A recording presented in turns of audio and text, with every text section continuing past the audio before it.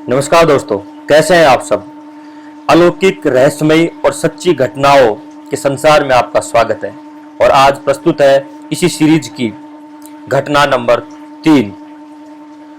दोस्तों, आज रात को शायद 11:15 का टाइम हो रहा है। ये वीडियो बना रहा हूँ। आप लोगों से बात करे बिना रहा नहीं गया। मैंने सोचा कि सीरीज की निरंतरता को जारी रखा जाए। आगे भी ये कोशिश करूँगा। खैर, जैसे कि आपने थंबनेल पढ़ा होगा कि एक अरब का मुसलमान जो योगी बन गया, फिर उसने क्या देखा, क्या अनुभव हुआ। तो एक अरब के मुसलमान थे जो कि योगी बने और उन्होंने फिर अपनी एक पुस्तक लिखी, मंगोलिया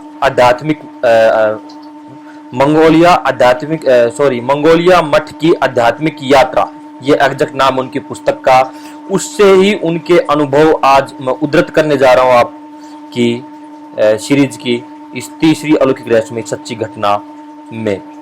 तो दोस्तों, श्री सुग अल जहीर जो कि अरब देश में रहते थे और धर्म से मुसलमान थे, उनके मन के अंदर वृद्धावस्था व मृत्यु के भाव आते थे। इसके संबंध में जब वो सोचते थे तो एक भय उत्पन्न होता था कि क्या ये जीवन ऐसे ही नष्ट हो जाएगा। तो इन सब बार बार इस प्रकार के विचार आने से और इस प्रकार की उनकी जो मंथन चलता रहता था, उसको लेकर के उन्होंने उच्च योग में प्रवेश करने का निर्णय लिया। और इसके लिए वे एक लामा को अपना पथ प्रदर्शक चुनते हैं। एक लामा जो योगी है, उनके सानिध्य में, उनकी शरण में जाते हैं। लामा है वो उनके गुरु बन जाते हैं और श्री सुग अल जहीर उनके शिष्य हैं। अब घटना एक दिन की है कि जब वह अपने लामा गुरु व अन्य लामाओं के साथ में वन विहार के लिए निकले हैं, मतलब वन में भ्रमण करने के लिए निकले हैं। वहां चलते जाते हैं। उस समय सुग अल जहीर के मन मस्तिष्क में इस प्रकार की तर्क और वितर्क चल रहा होता है कि क्या आत्मा सच में होती है, आत्मा का अनुभव किया जा सकता है। इस प्रकार के तर्क और वितर्क के द्वंद में वो फंसा होता है। उसके जो गुरु लामा है, जो कि दूसरे के विचारों को जानने की क्षमता रखते हैं, वो इस चीज को भाप लेते हैं। वो कहते हैं कि सभी को कहते हैं कि आप थक गए होंगे, सामने के जल कुंड में जाइए, वहां पानी पी आइए और कुछ विश्राम करते हैं, फिर चलते हैं। तो क्या होता है कि जब किसी उच्च स्तर की साधना में हम प्रवृत्त होते हैं, योग में हम प्रवृत्त होते हैं, तो मन बहुत प्रकार के तर्क करता है, वितर्क करता है और हमारे पिछले जन्मों के जो अशुभ कर्म है, हमारा जो प्रारब्ध है, वो भी अपना पूरा जोर लगाता है हमें योग से भ्रष्ट करने के लिए, हमें हमारी साधना से भ्रष्ट करने के लिए। लेकिन अगर किसी समर्थ गुरु का मार्गदर्शन प्राप्त है, किसी विज्ञ गुरु का मार्गदर्शन प्राप्त है, तो वह अपनी शक्ति भी प्रदान करते हैं, अपना ज्ञान भी प्रदान करते हैं और अपनी सिद्धि के बल से आपको संबल देते हैं, ताकि योग के उस रास्ते पर हम निरंतर रूप से चलायमान रह सकें। तो ऐसा ही सुग अल जहीर के साथ हुआ। जैसे ही सुग अल जहीर वहां से जलकुंड में पानी पीकर वह अन्य लामा वो सभी वापस आते हैं अपने गुरु के पास में, तो लामा गुरु के हाथ में तब तक एक तस्तरी नुमा सफेद पत्थर होता है और सुग अल जहीर के वो लामा गुरु उससे कहते हैं कि आप इस पत्थर पर देखो। लगातार सृष्टि के कण कण में जो व्याप्त आत्मा है, उसकी कालातीत चेतना का प्रवाह का अनुभव तुम्हें आज मैं कराता हूं। इस पत्थर पर अपनी दृष्टि जमा लो। सुग अल जहीर उस पत्थर पर अपनी दृष्टि जमा लेते हैं और उसके बाद क्या होता है, यह मैं आपको शब्द से, जो उन्होंने सुग अल जहीर ने अपनी पुस्तक मंगोलिया आध्यात्मिक मठ की यात्रा में लिखा है, वो शब्द से एक एक शब्द पढ़ के ही सुनाना चाहूंगा। क्योंकि उसका खुद का अनुभव जब उसने लिखा होगा, तो अंदर से जो भाव हैं उनको प्रकट करने के लिए एक एक शब्द को ऐसे पिरोया होगा जैसे कि माला के अंदर मोती पिरोते हैं या फूल पिरोते हैं। और वो मोती, अगर मैं आपको सम बताने लगूंगा तो मोती का संतुलन आगे पीछे हो गया थोड़ा, तो उस चीज तक आप और हम नहीं पहुंच पाएंगे जो कि उसको अनुभव हुआ था। इसलिए उसकी यथार्थता को जानने के लिए चलते हैं उन्हीं के शब्दों पर।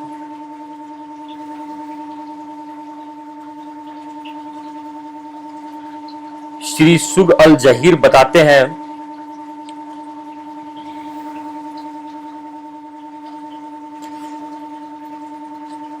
जब उसके गुरु कहते हैं कि इस पत्थर पे तुम लगातार देखो, इससे तुम्हें आत्मा की अनुभूति होगी, कालातीत आत्मा की, तो जिज्ञासु अहीर ने प्रश्न किया कि सो कैसे, कि कैसे?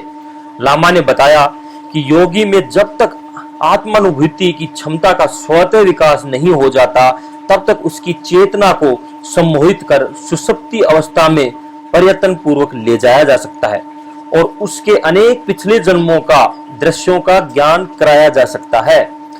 और आत्मा चूंकि काल से अतीत है, यानी आत्मा पर काल का कोई प्रभाव नहीं होता, इसलिए उसकी गहराई तक पहुंचकर स्वयं को आत्म स्वरूप में परिणित करना था, बदल देना समय और साधना साध्य प्रक्रिया है, यानी कि थोड़ी लंबी प्रक्रिया है, लेकिन कुछ एक जन्मों का पूर्वाभास कराया जाना संभव है।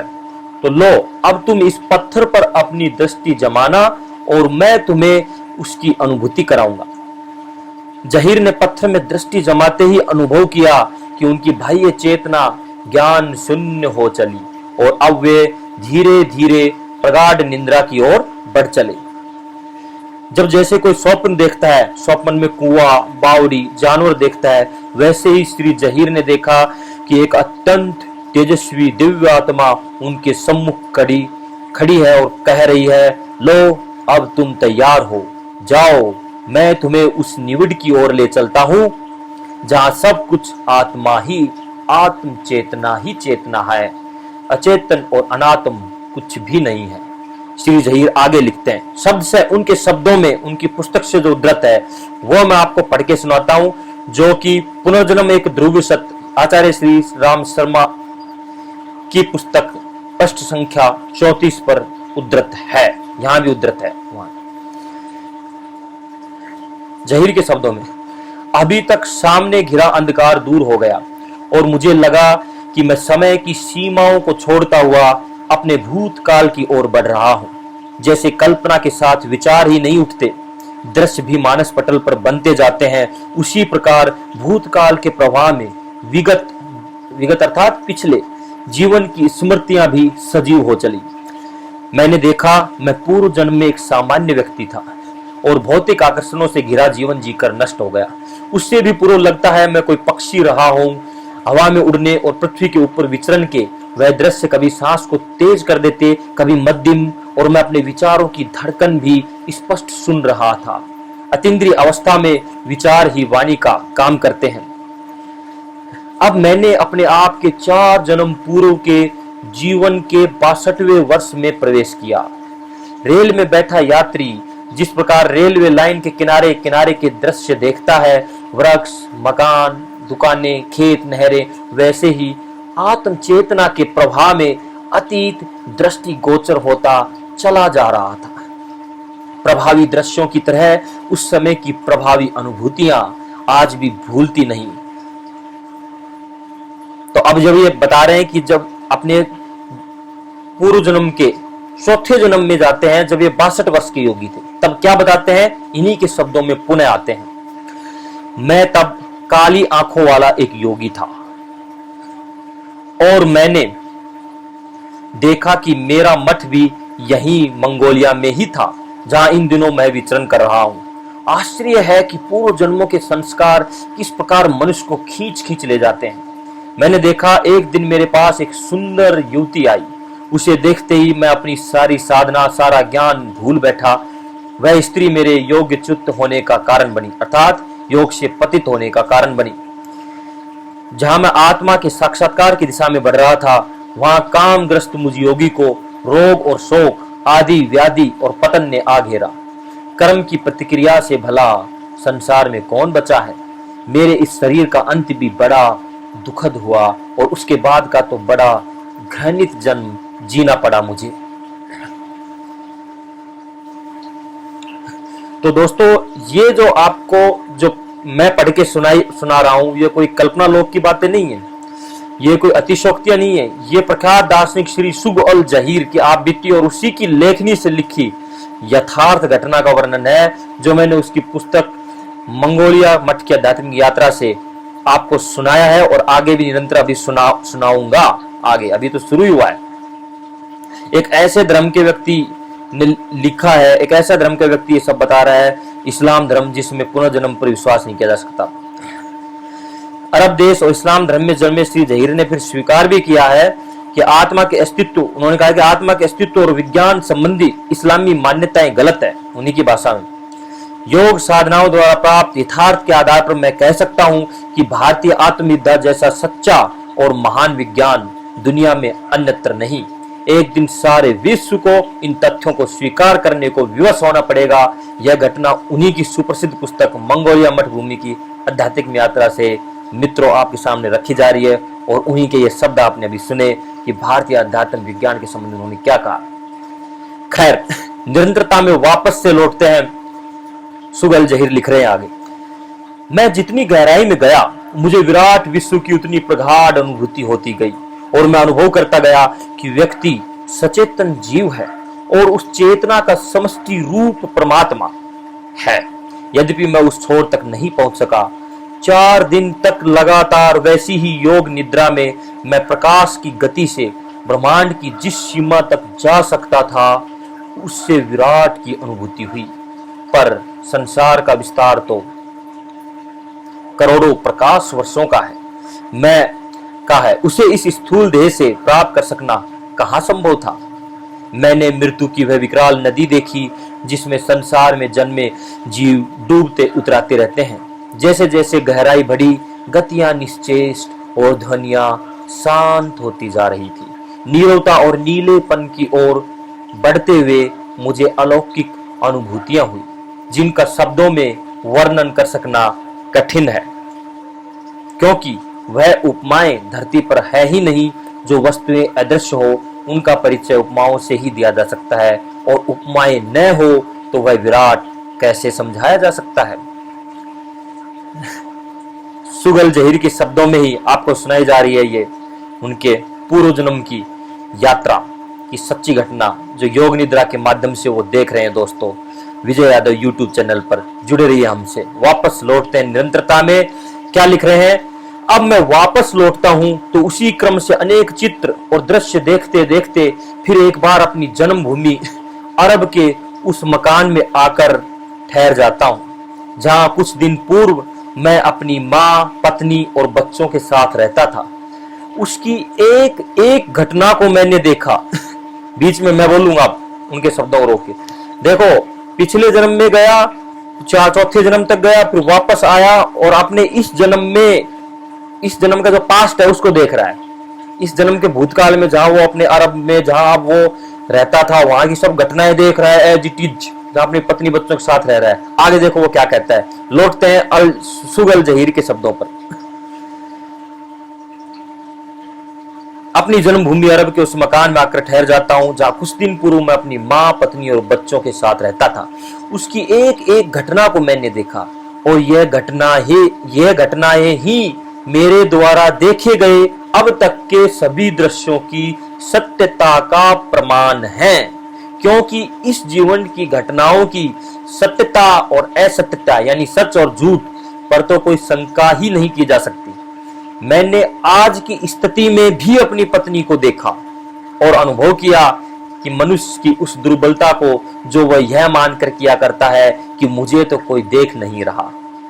वह अनुभव करता हूं कि मनुष्य 1000 कोठरियों के अंदर छिपा हो तो भी वह हजारों आत्माओं द्वारा और परमात्मा द्वारा देखा जाता रहता है।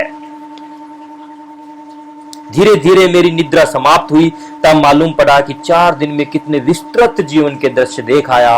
अब तो यही लगता है कि संसार में काल से अतीत, ब्रह्मांडों से भी अतीत यह विज्ञानमय आत्मा ही सत्य है। यहां हाथ लगा रहा हूं, ये शरीर नहीं, इसके अंदर जो आत्म स्वरूप हूं मैं और आप, वो ही सत्य है, ऐसा कह रहा है। खैर, लौटते हैं जहीर के शब्दों पे। इसलिए अब सांसारिक भोगों की आकांक्षा को त्याग कर आत्म साक्षात्कार के प्रयत्न में जुट गया हूं। ये थे, सुन रहे थे आप श्री सुग अल जहीर के स्वयं की लेखनी से बद्ध किए हुए शब्द, जो उन्होंने अपनी मंगोलिया मठ की आध्यात्मिक यात्रा पुस्तक में लिखा है, जो कि एक अरब मुसलमान था और उससे फिर वो योगी बन गया, एक लामा गुरु के पथ प्रदर्शन में योग के मार्ग पर चलायमान हो गया। दोस्तों देखो, उसने कहा है कि आज की घटना को भी देख रहा है वो, उसकी पत्नी वर्तमान में इस क्षण क्या कर रही है वो भी वो देख रहा है यहाँ से आत्मा के द्वारा। तो देखो हमारी जो आत्मा है कितनी कालातीत है, और समय का उस पर कोई प्रभाव नहीं है, स्थान का उस पर कोई प्रभाव नहीं है। यह आत्म स्वरूप ही हम हैं, जबकि हम इस शरीर को अपना मान बैठे हैं। जितना इस शरीर से दूर होंगे, अपने अंदर जाएंगे, अपनी आत्म स्वरूप को पहचानेंगे, उतना ही हम योग मार्ग में, अध्यात्म मार्ग में आगे बढ़ेंगे, उतनी मृत्यु हमारी सुख और शांति से हो सकेगी, क्योंकि मृत्यु के समय भी शरीर तो हमें छोड़ना ही पड़ेगा। और दोस्तों जो ये मानता ही नहीं कि आत्मा होती है, उसकी क्या हालत होती होगी उस समय, क्योंकि सूर्य को आप मानो या न मानो वो तो है ही। सूर्य को आप स्वीकार करो या न स्वीकार करो कि सूर्य नहीं है, आप आंख बंद करके बैठ जाओ तब भी सूर्य है, और आप कहो सूर्य है तब भी सूर्य है। तो इसी प्रकार से आप इसको मानो न मानो, आप और हम इसको अनुभव करें न करें, ये तो सत्य है ही। और हमारे भारतीय धर्मशास्त्रों में भी जगह जगह पर यह उद्धृत किया गया आया है कि आत्मा का अस्तित्व है, शरीर नाशवान है और आत्मा विनाशी है। जैसे कि गीता के अध्याय 2 का श्लोक नंबर 22 में भगवान श्री कृष्ण ने कहा है, यह भी मैं आपको पढ़ के ही सुना रहा हूं। मैं कोई संस्कृत का इतना महान ज्ञाता नहीं हूं, जो मुझे यह याद है, हालांकि कुछ एक आध श्लोक याद है, बाकी सारे नहीं। ये वासनासी जीर्णानि यथा विहाय नवानि गृहणाति नरो अपरानि तथा शरीरानि विहाय जीर्णान्यानि संयाति नवानि देहि। जैसे मनुष्य पुराने वस्त्र को त्याग करके नया वस्त्र धारण करता है, इससे वस्त्र बदलता है, कहीं मनुष्य नहीं बदलता। इसी प्रकार देहधारी आत्मा पुराने शरीर को छोड़कर दूसरा नया शरीर धारण करती है। गीता अध्याय 2 का श्लोक नंबर 22। और इसी तरह भगवान श्री कृष्ण गीता के अध्याय 4 श्लोक नंबर 5 में कहते हैं, बहुनी में व्यतीतानि जन्मानि तव चार्जुन तान्यहम वेद सर्वानि न त्वम वेतथ परम तपाय।